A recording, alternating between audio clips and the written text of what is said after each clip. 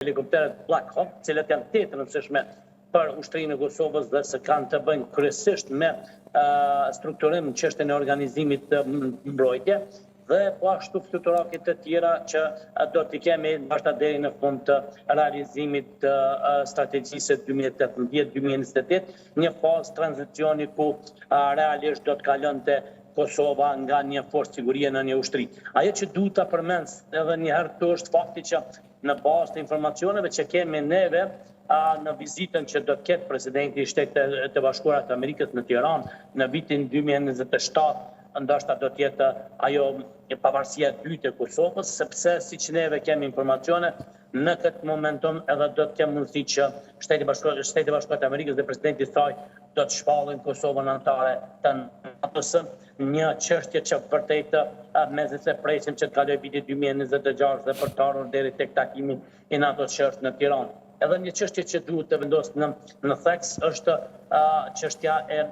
organizimit të sistemeve antiraketore. Neve kemi siguruar një informacion që po punohet që në kuadër të angazhimeve të reja që do të ketë SBA-ja në Ballkan, sidomos në Kosovë përmes realizimit të bazës ushtarake të saj, e cila deri më tani është një bazë e brigadës shumë kombëshe NATO në kuadër të NATO-s, brigadë shumë kombëshe lindje quhet, dhe është në kuadër të NATO-s në Ferizaj, por që njëta do të ridimensionohet dhe do të kalojë në një bazë ushtarake amerikane e cila në brenda saj do të ketë edhe sisteme antiraketore apo mund të themi sisteme të mbrojtjes kundërajrore. Kjo do të ishte ajo që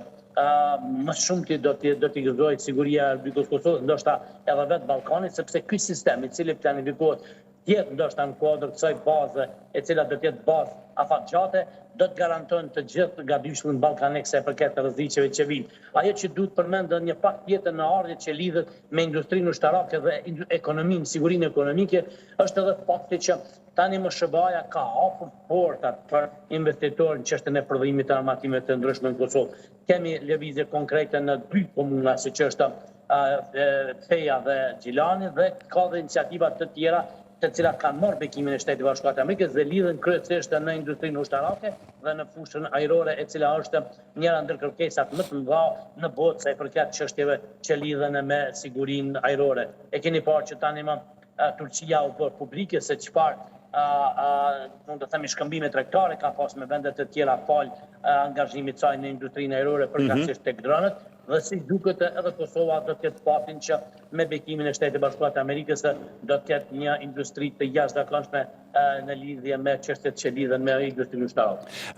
Zoti Elezi, e përmendi pak ndoni këtu në studio çështjen e luftës hibride. Ne si shqiptar në Shqipëri dhe Kosovë themi që influenca ruse është zero, nuk ekziston. Por ndërkohë ata vazhdojnë me mjetet e tyre në luftën hibride për të arritur objektivat e tyre. Dhe zoti Ibrahimi më herët nënvizoi një nga elementet e luftës hibride është fuqizimi i ndjenjës anti-amerikane në Kosovë, çka do të ishte e pamendueshme vetëm pak vite më herët. Në fakt, ky ndoshta mund të jetë shqetësimi kryesor. E dëgjova me kujdes se si adresoi këtë çështje edhe zoti Andoni në studio aty, i cili me të drejtë e tha se